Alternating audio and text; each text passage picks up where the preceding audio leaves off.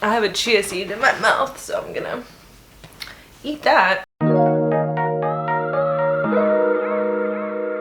Hey all you cool kittens and cats. Is that even how she says it? So since so many of you, and I mean so many as in like 54, and soon so many more, were so receptive and really enjoyed the last video where I talked about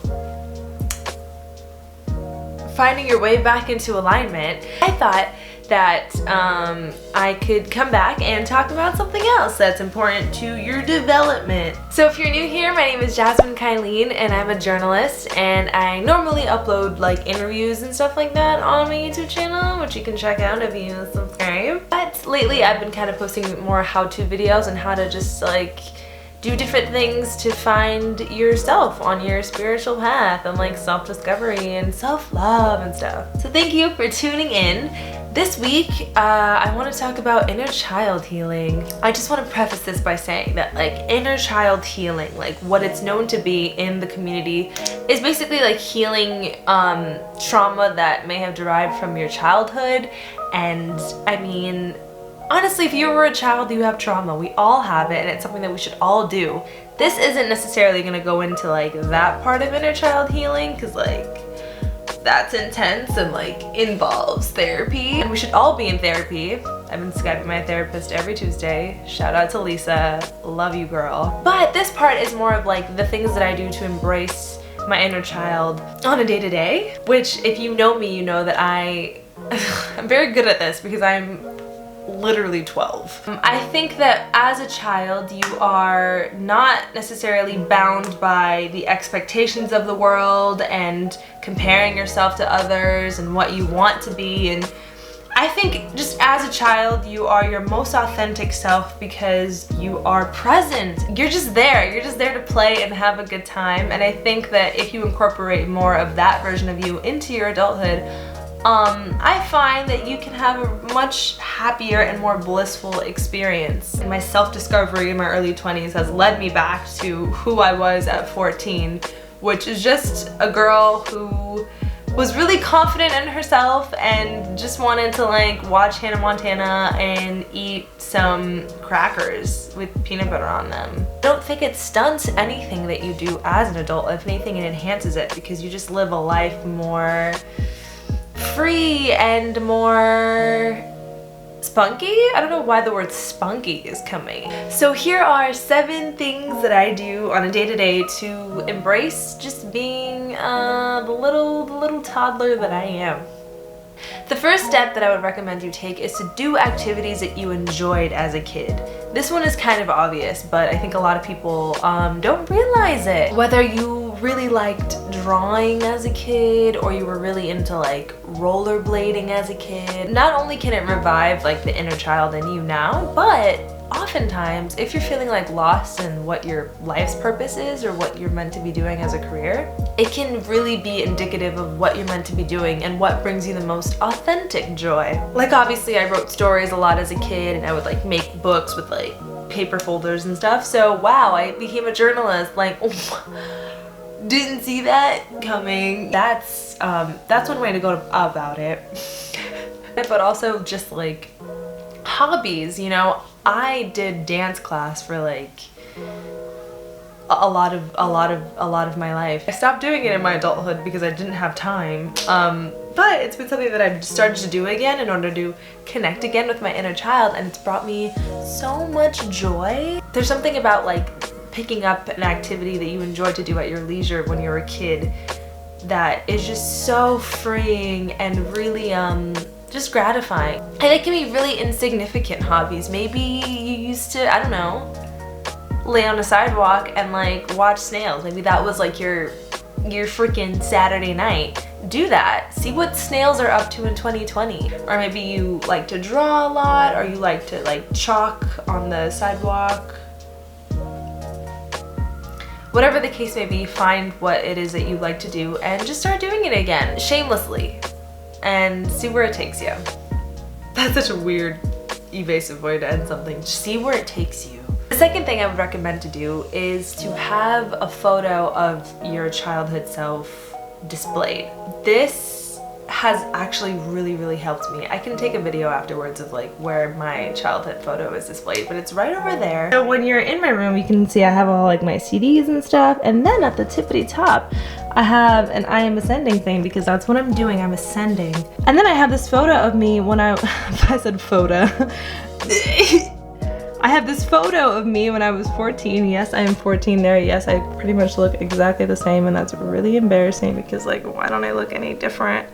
But at this time in my life, I was really confident and happy. And I also have this photo of me that I really love because A, I'm like dressed in such a sick fit, and B, my mom has an Obama shirt, and I feel like that's important. Okay.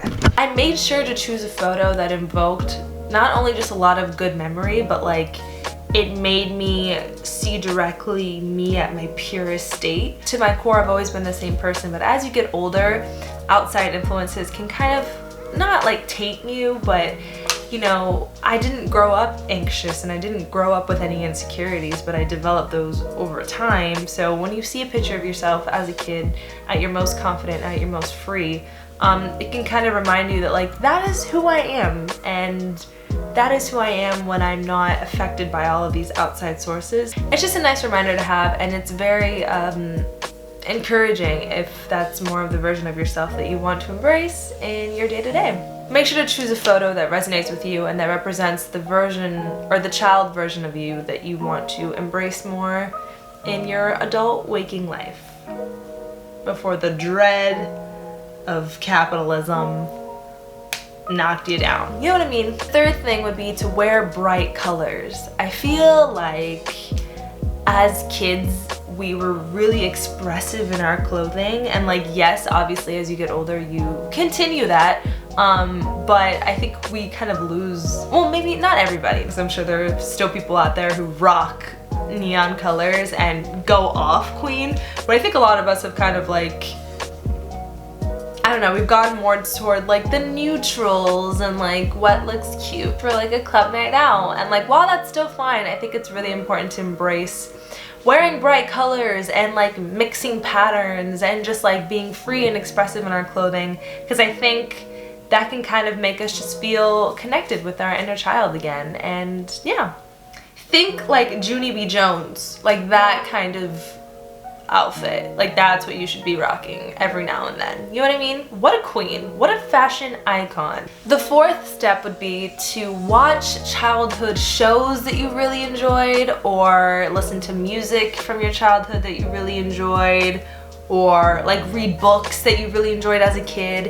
And I'm not saying to like delete your whole library and like replace it with like the Wiggles or anything like that. Don't like throw out your self-help books to like reread The Click. That's not what I did. But what was I gonna say? Why did I literally just lose my train of thought in the middle of the sentence? Oh my god.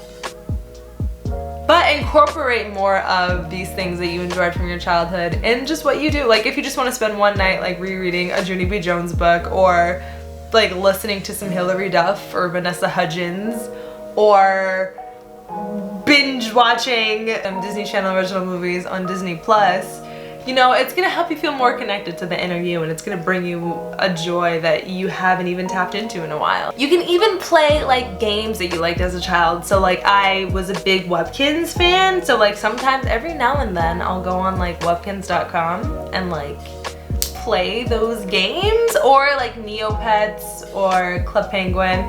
Actually though, RIP Club Penguin, and that hurts the most. It's something that's really like lighthearted and really easy and gentle on your soul, and it can be really healing. So just, yeah, revisit things that you really enjoy, and it'll really be like a nurturing feeling for your inner little you that's just like, I don't want to watch The Walking Dead so much, please, you know? The fifth thing would be to do an inner child meditation. This is sort of in line with what I was talking about earlier about like inner child wound healing and stuff, but it's pretty lighthearted if you don't want to get too deep into like inner child wound healing. But doing a guided meditation to connect with your inner child and sort of just like talk to them can be huge and help you leap bounds when it comes to just like reconnecting and nurturing your inner child. The meditation that I do when I'm trying to connect with my inner child is to obviously get comfortable, get in a meditative state, do some breathing, and you can kind of visualize yourself in your childhood home, navigating it, feeling the floors, feeling the walls, smelling it if you can, and find your way into your childhood room and see your childhood self, your child self I should say, and whatever age it is that you want to embrace, whether that's like 4 years old or 9 years old or 13 years old. You know, see them doing whatever their natural way of being was, preferably in their most like playful state, and just talk to them, hug them, hear what they have to say. And like usually I'll ask my child self, you know, questions like, you know, what makes you happy, or you know, what do you want to be when you grow up, or you know, just like little things that can kind of be indicative of like where you think maybe you could be better at, or what makes sense for you in this present moment.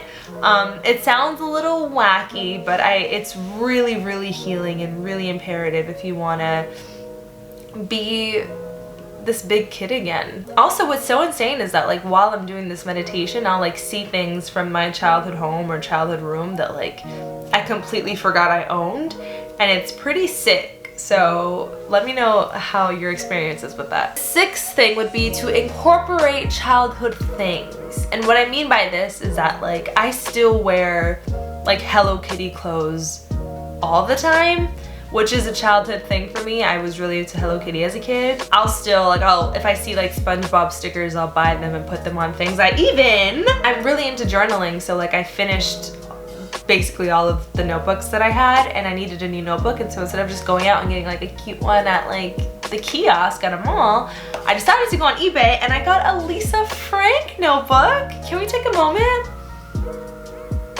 Can we look at this notebook for a second? Can we look at this notebook? And it's been like a huge thing for my inner child healing just to like have Lisa Frank merchandise again. So like do things like that, you know? Whether, you know, you buy a phone case that has like a character on it that you liked. It can still look cool. You can still make it like hipster, but just incorporate things into your environment, or your immediate environment at least, that remind you of your childhood. I've been talking about Judy B. Jones so much during this, but in my drawer, oh my god, is she not here?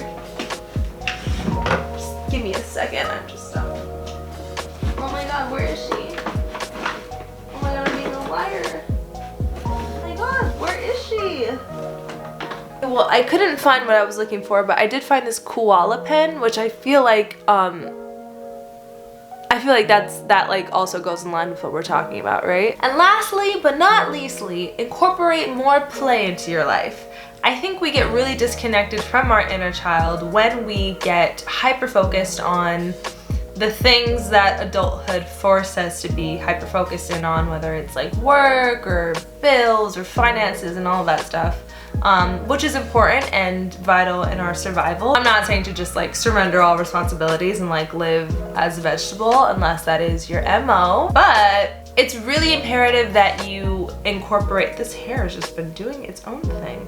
It's really imperative that you incorporate more play into your life, and it doesn't necessarily have to be like play that's connected with like child you, like you don't have to rollerblade again or like ride your bike again, but whatever play means for you at this age, whether that is to go to more brunches or to go to like a jazz club or just whatever puts you into like leisure mode and puts you into exploration and creation mode, and things that aren't bound by expectation or deadline or finance, do more of that. Just naturally, that'll awaken the child in you that wasn't really ever bound by like expectation and deadline and finances and just was existing to exist. It puts you back into a present moment, which is who we are to our core as children.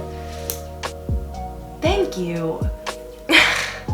You're a little chatty box, aren't you? I think when we're put into this box of like what we need to do and what's so structured and this and that, it can kind of disconnect us from who we are as children, which is just little beings that want to have a good time. And yeah, and that's basically 6 steps, those are 7 steps. I can count. Those are 7 steps that I take to just keep my inner child active in my day-to-day and in the person that I am today as a 24-year-old. Like I said, there are like much more structured ways of healing the wounds of your inner child that you can totally, if you're interested in that, find on YouTube. But these are just like little lighthearted ways that I make a priority so that I can keep the inner kid in me that just wants to dance to some Cheetah Girl songs and have a good time alive. So I hope you enjoyed, and I hope that these resonated with you, and I hope that you're open to trying them, or at least incorporating, if just a few at least, into your routine, and just see if it awakens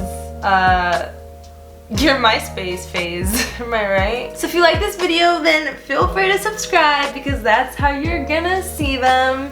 And I'm also gonna post more content like this, as well as like interviews and more conscious content. So if that's your jam, then jelly me up, you know what I mean?